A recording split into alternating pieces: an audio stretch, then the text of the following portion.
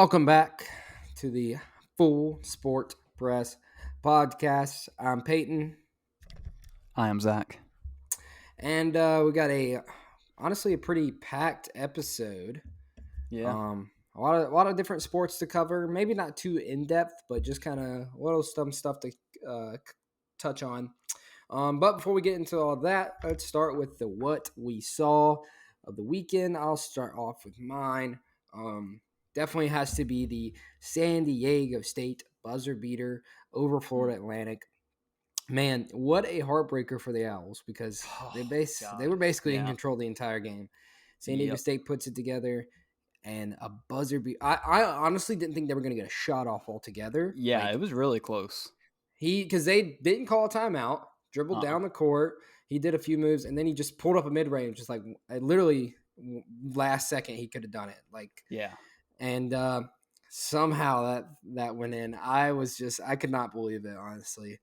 I thought they were done for. Yeah, that was crazy. And I'm sure we're going to talk about it more a little bit later. But man, that was an insane ending. It was a good game. Yeah, it was a great game. Definitely better than the other one. But yeah, great game. All right, and I believe we're heading to the women's side for your what we saw. Heck yes, we are. For mine, I am talking about Jasmine Carson's championship performance. Peyton, I know you watched. Did you watch all the game? I know you watched some of it at least. Yeah, I watched all of it. This girl was 7 for 7 from the field in the first half with 5 threes. She went absolutely the F off. It was insane. She did slow down in the second half.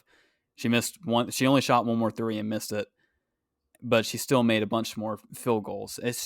But that performance, it was like she just could not miss. Every time she dribbled down the court, especially in the last 2 minutes of the first half, it was just she dribbled down the court, and if she got a shot off, it was automatic. It was insane to watch.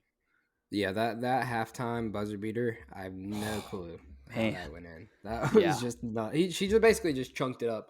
Oh yeah, somehow goes in. But yeah, that was she was dominating that first half. All right, moving on to our game of the week from last week. I had Miami UConn. Ended up honestly not being that great. UConn dominated, sadly. And then you had South Carolina, Iowa. Yes. We're going to talk about it more later. I'm still not fully recovered. It was a good game, but... It was a very good game, and I believe the most watched women's basketball game ever, 5.5 million viewers, so that is just beautiful to see for the game. I love it. It was really good. Iowa did end up winning. That's why I am so somber. Got my Gamecocks up here, though, and here. But yeah, we're going to talk about that one a lot more later, so... All right, moving on to the Masters, I believe. Zac, we're going to let you go this one. I don't know much about. I will watch some of the Masters just because it's kind of fun to watch, but I do not know much about golf landscape, any of that, what's going on in the world of golf at the moment. I know you did a little bit of research, so what you got? I did. All righty. So yes, the Masters was a listener request. Thank you, Brian, for asking us to do this. And here we go. So the Masters is this weekend from Thursday to Sunday. It's 4 rounds of golf. If you love golf, I don't know why you wouldn't watch it because it's literally the premier sport. But basically what I did is I did a little bit of research. I found an article at sportskita.com. So if you would like to go read this article for yourself, you can. But I'm just going to talk about some of the main storylines going into the weekend. Number one is Tiger Woods. He has been out for a while, finally came back, and it's kind of been the same old story with Tiger Woods ever since he had his little fall from grace a long time ago. Just a bunch of health issues, and he did have the car crash, last year or 2 years ago? So it's just a lot of questions around how he's going to play, if he's even going to be in contention for this. And he played a round of golf last weekend that kind of shut everybody up. He played really good, and it's clear that he is going for his 6th green jacket, which will put him on level with Jack Nicklaus for most Masters titles. So he's going for it. I would imagine he would want to try to get 7 and break that record before he's done because it's the Masters. Why wouldn't he? But we'll see. Number 2, and this is where golf gets a little bit spicy and a lot more fun. Live golf, LIV, I'm not sure how to say it, versus the PGA Tour. So this has been probably the hottest topic I've seen in golf over the last year or two. And basically the big thing is there are a lot of really good golfers like Phil Mickelson, Bubba Watson, Dustin Johnson, Sergio Garcia that are part of Live Golf. And basically the PGA golfers and the Live golfers, some of who were really good friends, now all completely hate each other. And they're all going to be playing at the Masters together. So it's going to be interesting. Tiger Woods said it is going to be awkward when they're both on the field together and like at the champions dinner and things like that. So that is going to be a point to watch right there. Number 3, the question of can Scotty Scheffler do it again? He won it last year. If he does win this year, this would make him the 3rd ever to win the Masters back-to-back. He is the number 1 golfer in the world right now. So I think everybody is kind of expecting him to win.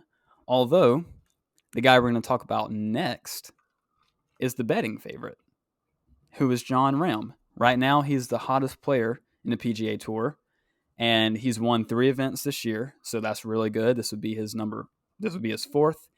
He is currently the number 2 golfer in the world, right behind Scotty Scheffler, and he's the betting favorite for the win right now for the Masters. Everybody is kind of putting it on him to go win. Obviously, he's not the number 1 like winner favorite because if you go to bet on it, you don't want to put the winner. You want to get somebody else, get a little bit more money.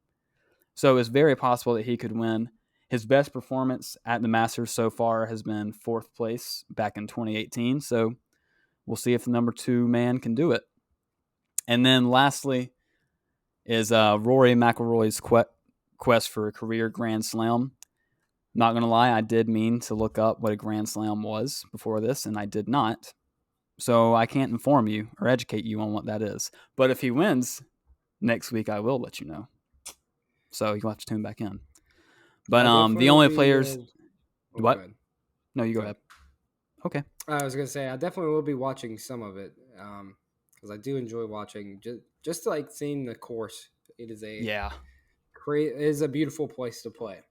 Yeah. We have a friend that used to plant trees on it, which is crazy. Shout out to Drew. But yeah, Rory. Yeah, oh, sorry. Just finish up with Rory. His last major victory was back in 2014, so it's been a while. I think he's come close a bunch of times, but he's just hasn't been able to get that win yet. The last time he was close to the Masters, I believe he was coming onto the back 9 with a pretty good lead, and then what happened on the back 9 was apparently not very good for him, and he shot at 80. But this year, what does it say? Oh yeah, sorry. Last year he finished as runner-up, so this year could be his year. It seems like golf is kind of like I was about to compare it to another sport. I completely forgot. But it seems like golf is one of those sports where you kind of go out there and you have expectations of how you're going to do. But me, I've played 6 months of golf consecutively, and that's hard because just one tiny wrong movement can completely send your ball somewhere you don't want it to go. So who knows what's going to happen. A golf Grand Slam is winning all 4 major championships in the same year. What are the major championships, Peyton?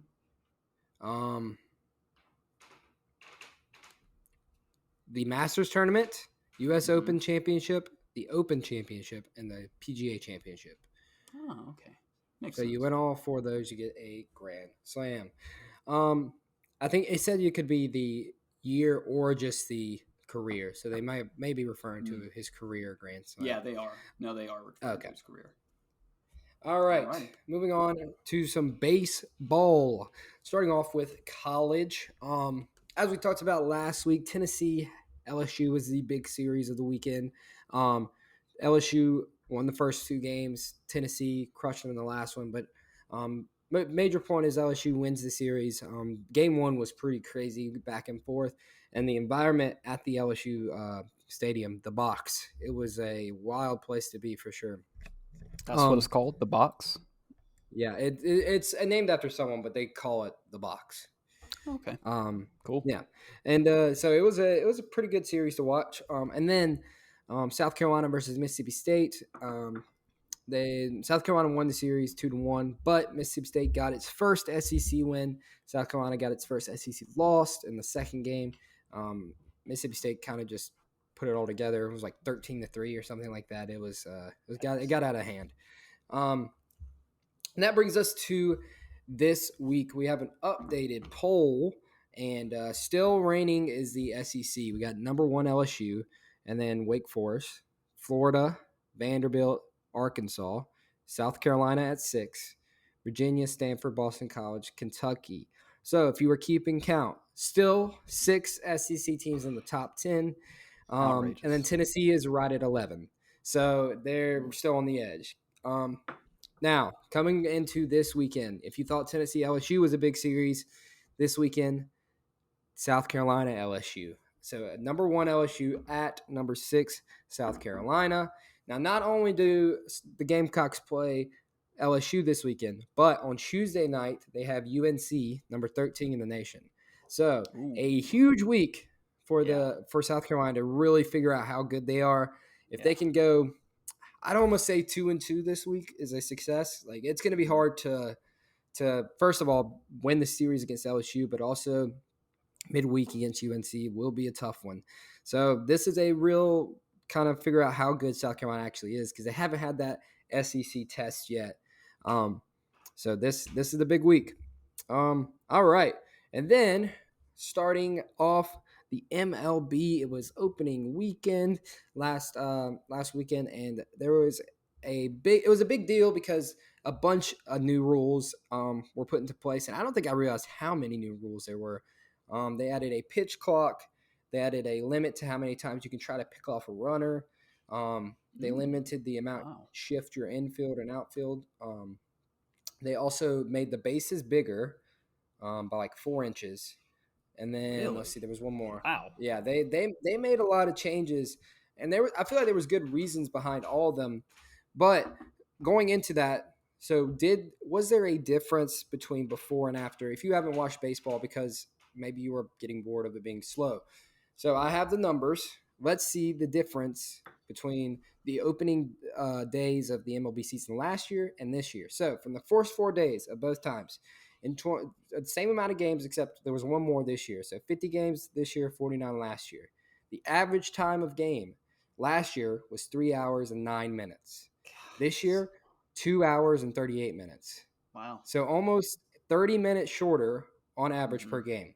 Good. Then when you get to batting, the batting average of last year was 230. So not horrible, but not great. It is the first weekend. This year, 245. So that is also increased by 15%. Then we got stolen base percentage. Last year, 29 of 43. So not a ton of stolen bases or even attempts. This year, 70 of 84. So 41 more stolen bases and a much higher success rate. And then if you were worried about there being a ton of pitch clock violations, there's only been 40 called so far, about zero point 0.8 per game. So a half hour gone from the game, Yeah. a bunch of offensive gains, higher averages. Stolen base percentage is a lot higher. I feel like all these rules are a major win, honestly. I watched multiple Braves games, and I was just like, this, it was so much quicker, and it wasn't just waiting there, watching them take their time to pitch, getting the batters blocked, do pickoffs, all that. It was, in my opinion, a more enjoyable experience. And it definitely has made me want to tune into more Braves games. Like I plan on watching tonight when they play the Cardinals. I I really am impressed with the rule changes. What is the like player response been to all the rule changes? Because I imagine you would think they wouldn't like it. It's like changing their job. I wouldn't say completely, but a lot of factors of it. I will say I haven't seen much of current players responding to it besides like the occasional pitcher being kind of upset that they got a ball called them because they took too long, or a hitter being upset because they got a strike because they took too long to get in the batter's box. I haven't Oh, seen a ton. Yeah, so I if you didn't know take those too were the long, penalties. Okay. yeah, if you don't pitch in the required amount of time, then you get a automatic ball. If you don't get in the batter's box by 8 seconds left on the pitch clock, then it's automatic strike. Um, Makes sense. but I feel like at the same time, it's pretty easy to adjust to. You just got to speed up a little bit. I mean, Yeah. so I haven't seen a ton of complaints. The only complaints I've seen is people who are like baseball traditionalists, the same people that complain about bat flips or any of that stuff. Um, yeah, so People that we those don't are the care only. about. Yeah. So that being said, let's talk about some goings ons in the Goings ons. MLB of the first weekend. We have 3 undefeated teams left, all in the American League: the Rays, the Twins, the Rangers, all still undefeated. Now I thought it was interesting. The National League West, which is Giants, Dodgers, Diamondbacks, Padres, and Giants. Now the Giants are 1-2. They played the Yankees, but the other 4 each played each other. So the Dodgers played the Diamondbacks, Padres played the Rockies. All right. Now they both split those series 2-2, and the Dodgers and Padres are kind of like super teams at this point. So the fact that they split those series is kind of an interesting way to start the season off, because I think people were expecting a lot out of both of those teams. So we'll see if the Padres, more specifically also Juan Soto, who had a very bad opening weekend, can recover. And then switching to the NL East, it's looking Braves versus Mets is going to be a battle all year long, going back and forth. Both great teams. Now the Braves did get a starting pitcher injury, but it's just a hamstring, so hopefully he'll be back soon.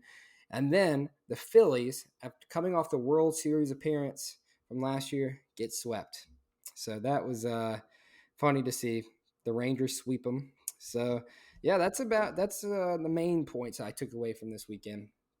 I was excited to see the Braves win the series, 2-1, play good, and I'm excited for baseball this year after all the changes. Nice. Well, I'm not gonna lie, with it a little bit faster, I might give it another chance. You definitely should. It was a big difference, more than I thought it would be. All right, then we have some new soccer news to kind of cover. We're back to the Premier League, and all those leagues are back in action after the international break. And just want to shout out Billy Ray. He's decided Hey. to try to take a new interest. He's become a fan of Chelsea. We don't like that part, No, but but we're glad he's trying to follow the sport. hey, but what a weekend for him to choose Chelsea. Yes. Because I mean Yep. I think you're about to tell us why though. Yes, I am. So Chelsea loses this weekend. I don't even remember who they played. I think it was like Aston Villa. They lost 2-0. And then the next day, Graham Potter, the manager of Chelsea, has been sacked. Yikes. If you're not familiar with that term, sacked means fired in England. So Graham Potter's out. They got to interim in. And I can't lie. I saw this coming. I mean, they spent the most ever in a January transfer window, and they still have been horrible, just absolutely horrible. And something was going to have to change after spending all that money if they didn't get better. And Mhm. so he's gone. Speaking of that, going into this week, we got Liverpool versus Chelsea tomorrow. Yeah. Um, I'm not even excited to watch it at this point. Liverpool played Manchester City this weekend, and let me just say, it's just it's like They're old. they They're old they don't men. care anymore. And once they are down, you can just see the attitudes of everybody on Liverpool. Just are like they're done. The defense is the worst I've ever seen. The Yeah. midfield is the worst I've ever seen.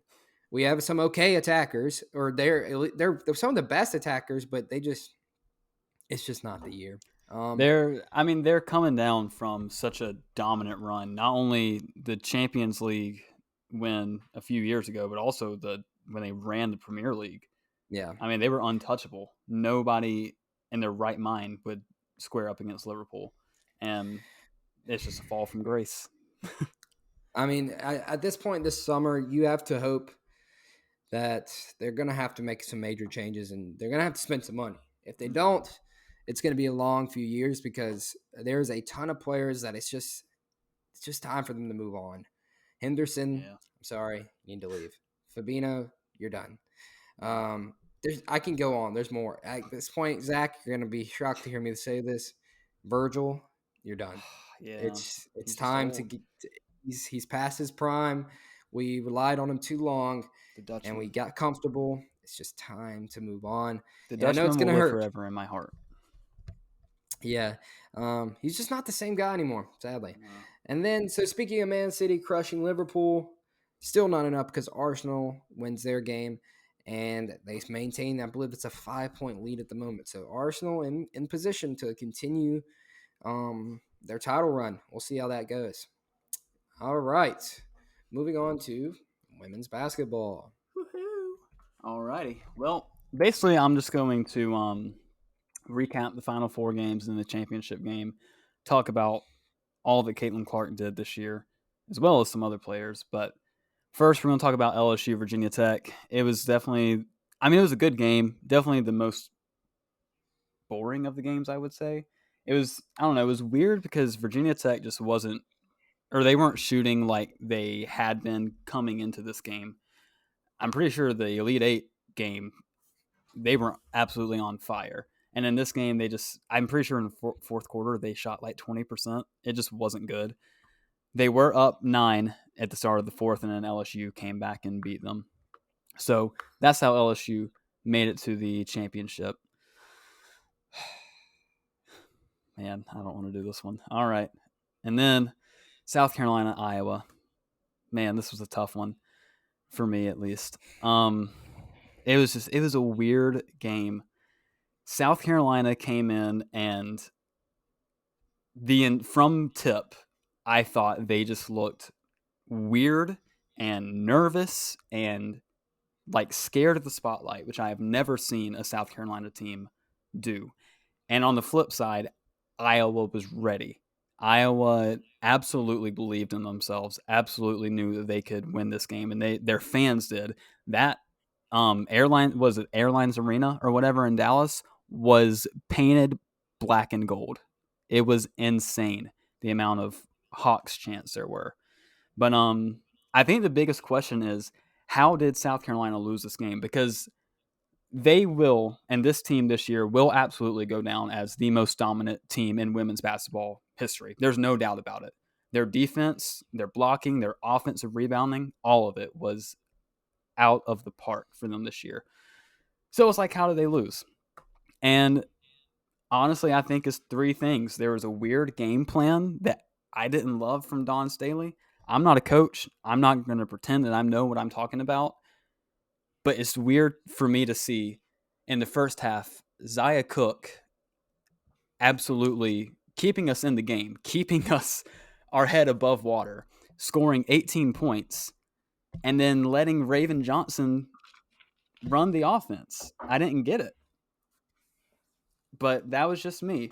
Another one, which this is one obviously you can't do. You can't just leave Aaliyah Boston out of the game. But in that second quarter, when she didn't play a minute, we played a lot better and we looked a lot better, and Iowa didn't know what to do. Cardozo was getting the offensive boards and making shots. The inside was open. You saw when Aaliyah Boston came back in, right when she got the ball, 3 bodies were around her, and she couldn't do anything. So it's like Iowa game planned around Aaliyah Boston. And then once she was out, they didn't know what to do. So I just thought, obviously you can't keep Aaliyah Boston out of the game. She's the best player on the team. But I don't know. Other than that, Caitlin Clark is just Caitlin Clark. She scored, where her stats at? Man, 41 points, volume shooter, 15 for 31, and she got all of them. Where's her assist? She had 8 assists that game. She just played a really good game. I mean, when she's scoring 41, there's not much you can hope for, you know. So, you have any thoughts on that game? I just don't understand the defensive game plan we had. The amount of times Caitlin Clark just drove into the lane and there was no help defense, I was just, it was just, if you know she's able to have that blow by ability, you have Hmm. to have someone in the paint ready to stop it. And they Yeah, just didn't have anyone there. I don't know no. what the game, like the amount of times she just drove to the lane and had a layup was Hmm. ridiculous. I Yep. don't know how you don't game plan for that. Like she's Yeah. gonna get her 3-pointers. That's fine. You're Hmm. gonna have to deal with that.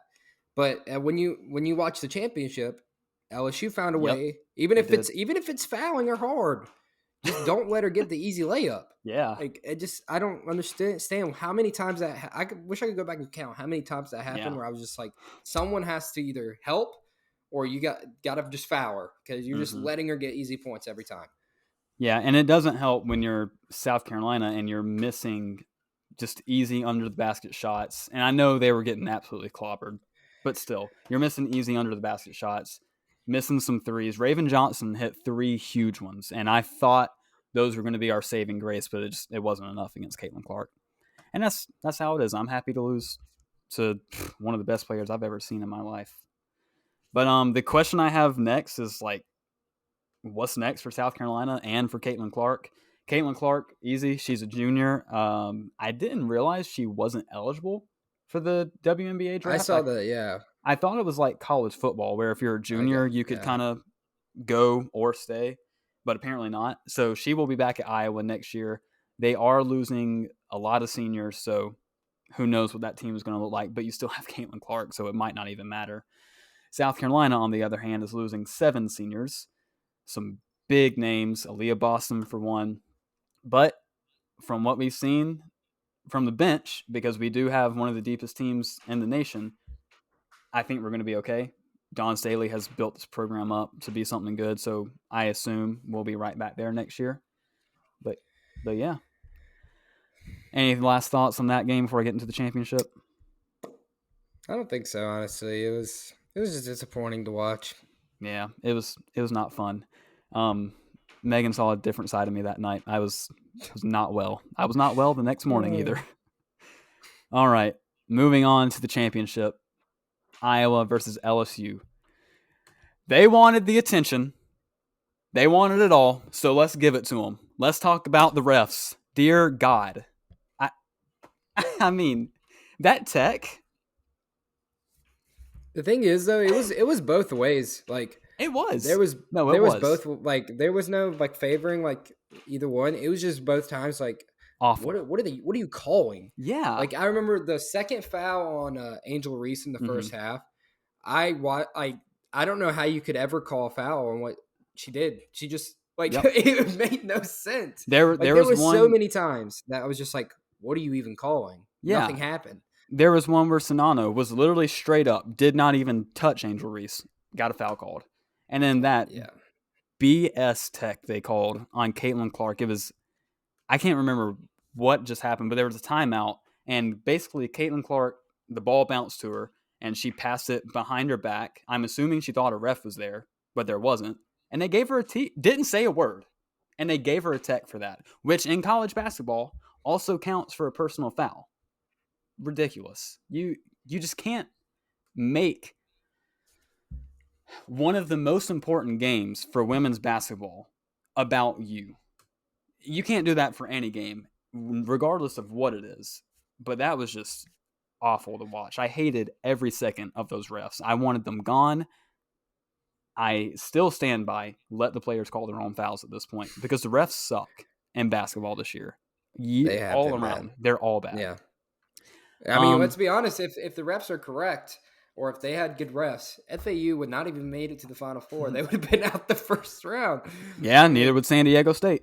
that's exactly. That's what's crazy. But I also will say, like, yeah, when you tune into that second half, like half or almost all of LSU starters had to be sitting because they all had 2 fouls. All of Like Iowa starters had to be I was sitting. like, Yeah, what is going on? it was so bad. But no, LSU ended up winning this game 102 to 85. High scoring. I love it. It's so good.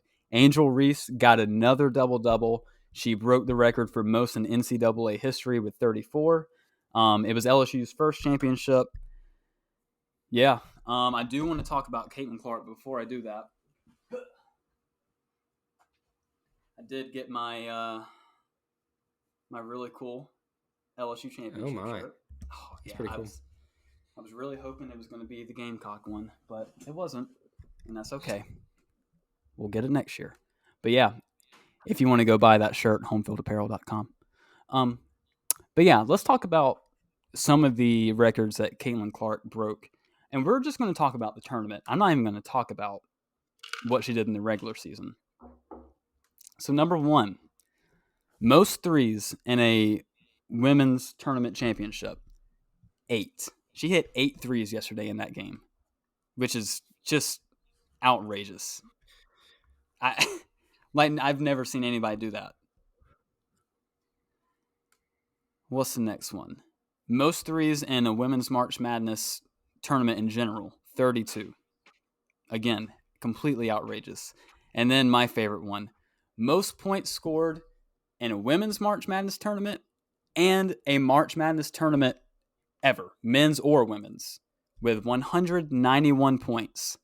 Just Caitlin Clark doing Caitlin Clark things. I really think that she has done a lot for women's basketball and helping it get the respect it finally deserves.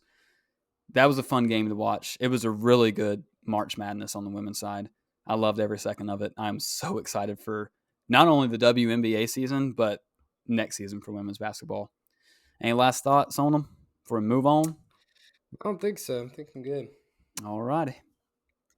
Okay, moving on to the men's side.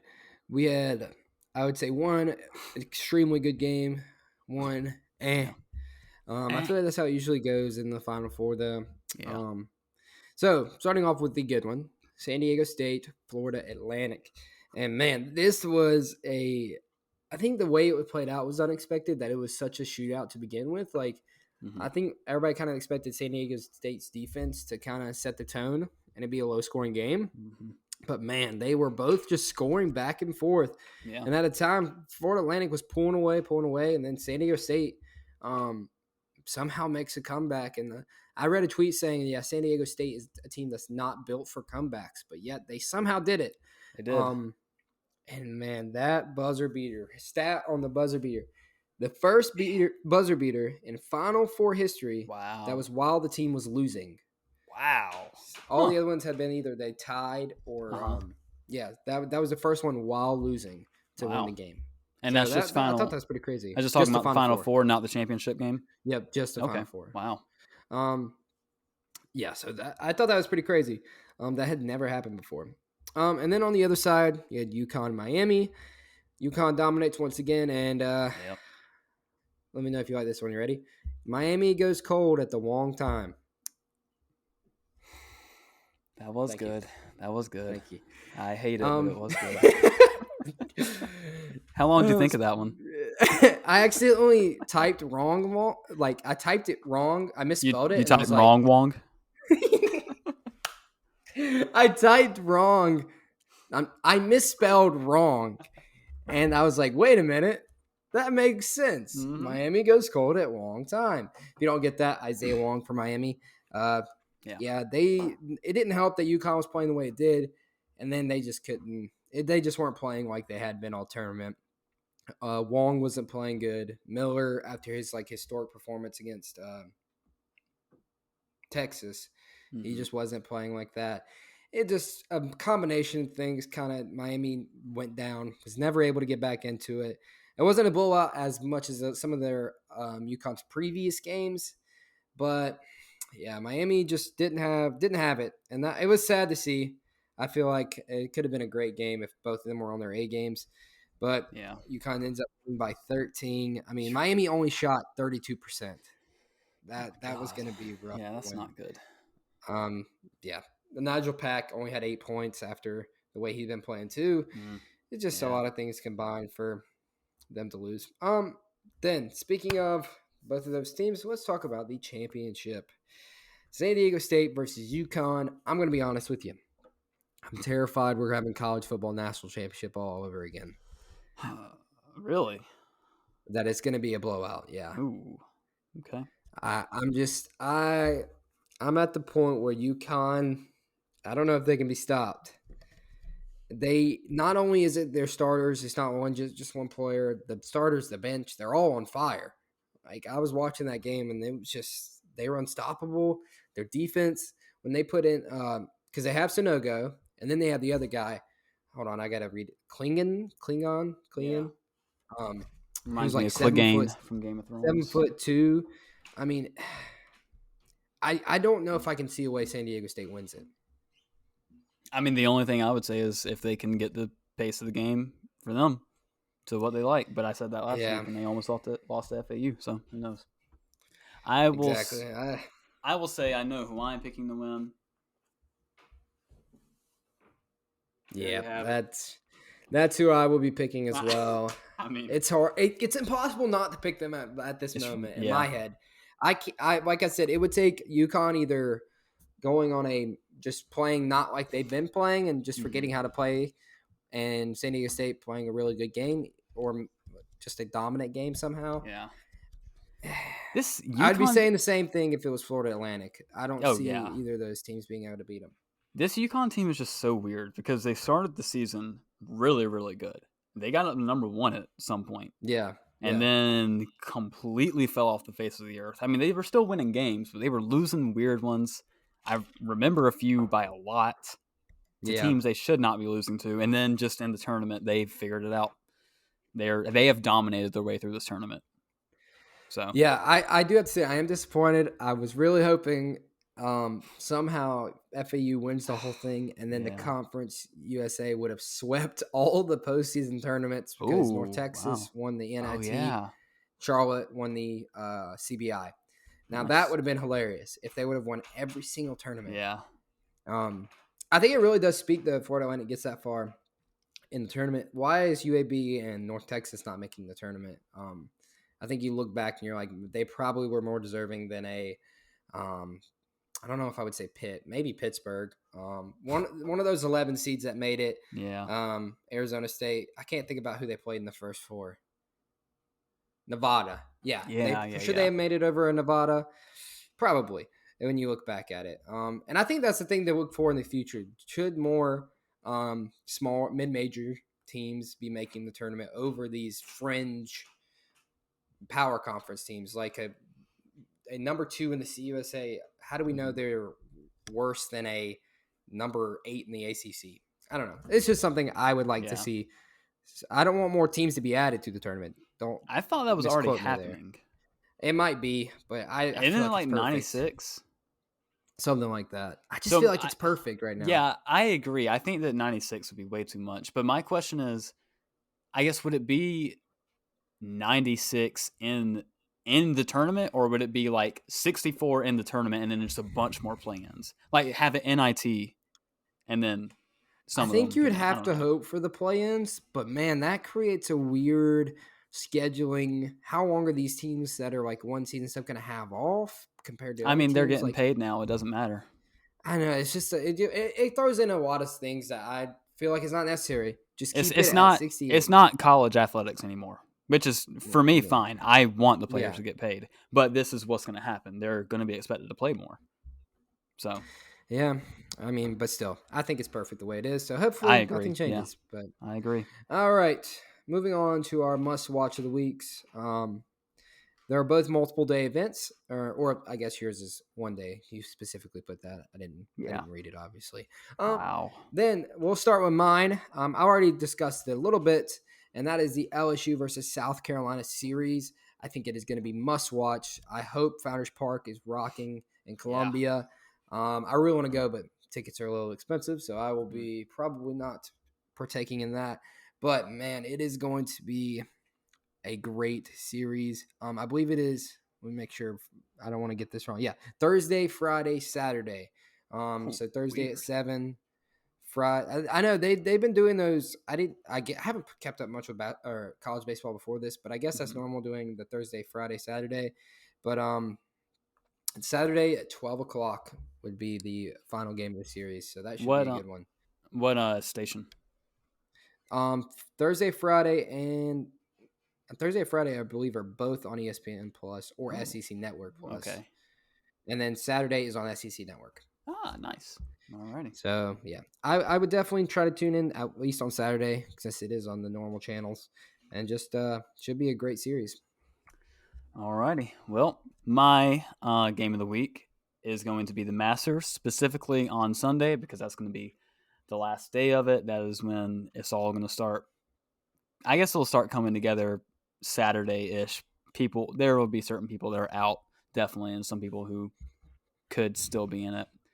But yeah, Sunday, especially if these big names are at the top of the leaderboard, like Scotty Scheffler, Tiger Woods, Rory McIlroy, all of them. Yeah, if they can, I'm sorry, I'm also looking for where this network is at the same time. But yeah, Probably if those CBS. names, CBS, okay. Yeah. If those names can be at the top of the leaderboard, it's going to be a fun finish to see who's going to come out with it. There's always different storylines to follow, so if you need something to watch, I would suggest doing that on Sunday. It will be on Thursday through Friday. I think you're right on CBS. I don't see it officially, but we're going to go with it because I think that's what it's usually on anyway. It is. The Sunday is usually on CBS. Yeah, so you can at least watch it Sunday on CBS. The other days, I'm not completely sure. But yeah, other than that, to go with our game of the weeks, we have started tweeting them out the day of. Started that last week. We tweeted out, I think, the day of for the South Carolina-Iowa game. I don't think I tweeted yours, but I did have a draft made up for it. Did I? I don't think I tweeted it, did I? I don't remember seeing it. I knew I saw yours. I didn't know if I saw it. Well, I did mean to. This is why I need Tweetbot or something. But anyway, we are hopefully going to start tweeting them out. So if you are not following us on Twitter, you should go do that right now at FSP the Pod. FSP the Pod. If you'd like to get in contact with us and send us some listener requests, just like Brian did earlier with the Masters, you know where to email us, fullsportpressin@gmail.com. And we got 72 views last time I checked on our last video, so thank you, everybody. We only have 8 subscribers, though. So subscribe now. Please. Any last words? Next week, I guess, will be our official announcement of who wins our tournament challenge. Oh, yeah. I'm pretty sure it's cemented. And yeah. Unless I missed someone that picked FAU crazy, I don't think that happened. Yeah, I don't remember seeing that. I'm pretty sure it's the top guy in there right now. But we'll wait till it confirms on tonight. Yeah. I don't think there's any way he loses it, though. Yeah, Caden Hooks right now is in the lead. No. That's who I have. I have Money Mayshak. I've got Caden Hooks with 810 points. Oh, it just updated. Okay, never mind. Caden Hooks. So yep. I'm gonna assume Caden Hooks is your Twitter or something. Hopefully we'll figure that out. But they can reach unless some major changes happen that I don't see how they would, it looks like you will win. But we'll wait till it's confirmed. Yes.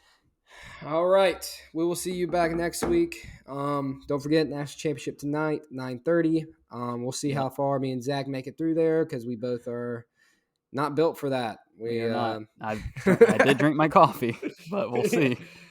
We'll see what happens. And then we'll see you back next week. Talk some college baseball, some more MLB, the Masters. Oh man, next week's gonna be weird. We're only have one basketball game to talk about, and then we're going to have to expand on some topics. We'll be doing some more watching of other things. I guess I'll be watching the NBA a little bit more. Watching that, yeah. All right. Ooh, WNBA draft is coming up, too. That's another big one. NFL draft is this month as well, so. Oh, we might also possibly have a special video that we discussed a little bit, but haven't discussed it more. I don't remember what it is, but we'll find out. That's all right. Well, we'll talk about it. All right. We are signing off. We are. Goodbye. Goodbye.